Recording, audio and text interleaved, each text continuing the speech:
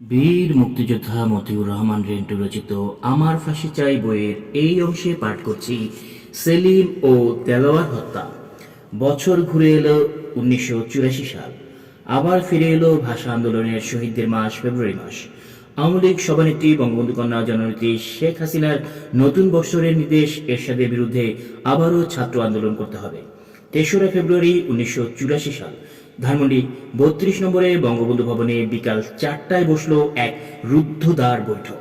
বৈঠকে নেত্রী যে কোনো প্রকারেই হোক ছাত্র আন্দোলন করার কঠোর নির্দেশ দিলেন। শুরু হলো আবার ছাত্র হত্যার নতুন পরিকল্পনা। একদিকে চলতে লাগলো ছাত্র হত্যাকারী পুলিশ অফিসার হাফিজুর রহমান লস্করের ভাড়া করার কাজ, অন্যদিকে চলতে লাগলো সাধারণ ছাত্রদের খেপিয়ে তুলে ছাত্র আন্দোলন সংগঠিত করার কাজ। শেখ হাসিনার প্রত্যক্ষ নির্দেশ ও তত্ত্বাবধানে খুবই দ্রুত ছাত্র হত্যাকারী পুলিশ অফিসারদের ভাড়া করার কাজ সম্পূর্ণ হলো, কিন্তু ছাত্রদের আন্দোলন করার জন্য সংগঠিত করা সম্পূর্ণ হলো না। নানাভাবে বহু রকম চেষ্টা তদবির করেও ছাত্রদের আন্দোলনে শরিক করা গেল না। গোটা ছাত্র সমাজই এরশাদ বিরোধী, কিন্তু আন্দোলনের প্রশ্নে, আন্দোলনের নেতৃত্বের প্রশ্নে ছাত্র সমাজ শেখ হাসিনা এবং আওয়ামী লীগকে বিশ্বাস করল না। বেগম জিয়া এবং বিএনপির তখনও তেমন কোনো অস্তিত্ব অনুভব করা যায়নি। দিন গড়িয়ে যায়, কিন্তু ছাত্র আন্দোলনের তেমন কোনো লক্ষণ দেখা যাচ্ছে না। এদিকে হত্যাকারী পুলিশেরা 1983-র মধ্যে ফেব্রুয়ারিতে সংঘটিত ছাত্র হত্যার অনুরূপ পরিকল্পনা ও কর্মসূচি হাতে নিয়ে ধীর আগ্রহে অপেক্ষা করছে এবং গত মধ্য ফেব্রুয়ারি ন্যায় একটা ছাত্র মিছিল নিয়ে বিশ্ববিদ্যালয়ের বাইরে আসার জন্য বারবার তাগাদা দিচ্ছেন বঙ্গবন্ধু কন্যা জননেত্রী শেখ হাসিনা। দিন যায়, কিন্তু আন্দোলনের খবর নেই। এক পর্যায়ে জননেত্রী শেখ হাসিনা অধৈর্য হয়ে তোমাদের দ্বারা কিছুই হবে না বলে ক্ষোভ প্রকাশ করলেন। অনেক চেষ্টা করেও শতাধিক ছাত্রের একটা মিছিল নিয়ে আমরা বিশ্ববিদ্যালয়ের বাইরে আসতে পারলাম না। ফলে গত 1983-র মধ্যে ফেব্রুয়ারির ন্যায় ছাত্র হত্যা সম্ভব না হওয়ায় ছাত্র হত্যার ধরন পাল্টানো হলো। আর্ম পুলিশের company commander police officer senior ASP Hafizur Rahman Laskar ছাত্র হত্যার পরিকল্পনায় আর্ম পুলিশের পরিবর্তে রায় পুলিশকে সম্পৃক্ত করে এবং নতুন পরিকল্পনা ঠিক হয় যে 20-25 জনের একটি মিছিল কোনো রকম যে কোনো দিন বিশ্ববিদ্যালয়ের যে কোনো দিক দিয়ে বাইরে নিয়ে এলেই রায় পুলিশ, যে পুলিশ 24 ঘন্টা বিশ্ববিদ্যালয়ে থাকে, ছাত্র হত্যার পরিকল্পনা সফল করে দেবে। সাধারণ ছাত্র তো দূরের কথা, ছাত্রলীগের নেতাকর্মীরা এই মিছিলে আসতে চায় না। এদিকে নেত্রীর কড়া নির্দেশ, ছাত্রলীগের একটা খণ্ড মিছিল নিয়ে হলেও বিশ্ববিদ্যালয়ের বাইরে যেতে হবে, নইলে তোমাদের দায়িত্ব থেকে বিদায় নিতে হবে। 28শে ফেব্রুয়ারি বিশ্ববিদ্যালয়ের ক্যাম্পাসের বাইরে যাওয়ার সিদ্ধান্ত হলো এবং যথারীতি এই সিদ্ধান্ত জননেত্রী বঙ্গবন্ধু কন্যা শেখ হাসিনাকে জানানো হলো। শেখ হাসিনার মাধ্যমে এই সংবাদ হাফিজুর রহমান লস্করের মারফত রায়ত পুলিশের ঘাতকদের জানানো হলো। 28শে ফেব্রুয়ারি 1984 হঠাৎ 30-40 জন ছাত্রের একটা মিছিল বিশ্ববিদ্যালয়ের এলাকা ত্যাগ করে চানখারপুল হয়ে ফুলবাড়িয়া বাস স্ট্যান্ডের দিকে দ্রুত যেতে থাকলো। এই মিছিলে পেছনে পেছনে পূর্ব পরিকল্পনা অনুযায়ী রায়ত পুলিশের একটি লরি আসতে লাগলো। বোঝা গেল এইবার সামনে থেকে ছাত্র হত্যা করা হবে না, হত্যা করা হবে মিছিলের পেছন থেকে। যারা এই পরিকল্পনা অবহিত তারা যতটা সম্ভব মিছিলের সামনে থাকতে লাগলো। মোটামুটি মিছিলের অনেকেই জানে পেছন থেকে মিছিলে আক্রমণ করা হবে, রায়ত পুলিশের লরি থেকেই আক্রমণ করা হবে।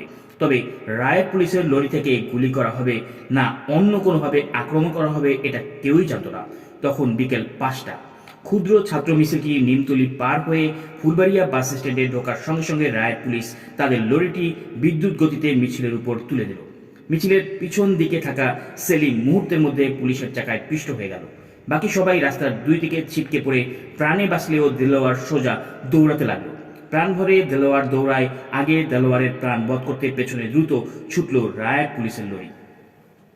মিনিট দুয়েকের মধ্যেই দেলোয়ারের দেহ চাকায় পিষে রাস্তার সাথে মিশিয়ে দেয় পুলিশের লরি।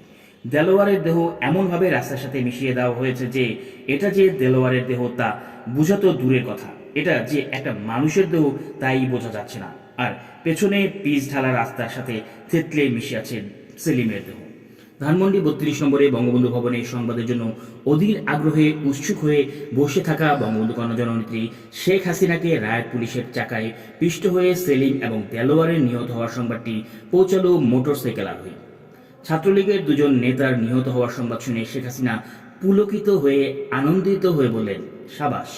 তারপর গাড়ির ড্রাইভার জালালকে বললেন, জালাল গাড়ি লাগাও, আমি বাইরে যাব।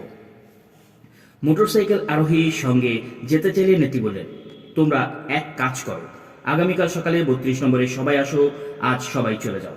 পরদিন সকালে 32 নম্বরে গিয়ে নেত্রীকে না পেয়ে মোটরসাইকেল আরোহী সোজা মহাখালী চলে গিয়ে ড্রাইভার জালাল এবং পাজেরো জিপ দেখতে পেয়ে নিশ্চিত হলো নেত্রী এখানেই আছে।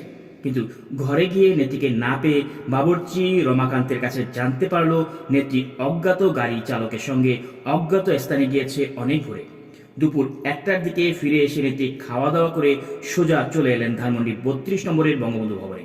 ছাত্রলীগের বেশ কিছু নেতা বিকাল 3টায় ধানমন্ডি 32 নম্বরে বঙ্গবন্ধু ভবনে এসে সভানেত্রী শেখ হাসিনার কাছে ছাত্রলীগ নেতা সেলিম ও দেলোয়ারকে পুলিশের লরির চাকায় পিষ্ট করে নির্মম ও নিষ্ঠুরভাবে হত্যা করার প্রতিবাদে সামরিক একনায়ক স্বৈরাচারী এরশাদের বিরুদ্ধে তীব্র আন্দোলন করার কর্মসূচি চাইলে সভানেত্রী শেখ হাসিনা এই বলে ছাত্র নেতাদের সান্ত্বনা দেন যে আমাদের মূল শত্রু জিয়াউর রহমান এবং তার দল বিএনপি। জিয়া তো শেষ, জেনারেল এরশাদ বিএনপি এর কাছে থেকে কিছুদিন হলো ক্ষমতা দখল করেছে। আমাদের প্রধান কাজ বিএনপিকে চিরতরে শেষ করে দেওয়া। এই মুহূর্তে আমরা জেনারেল এরশাদের বিরুদ্ধে সরাসরি যাব না, আমাদের মূল শত্রু বিএনপি, এটা মনে রাখতে হবে।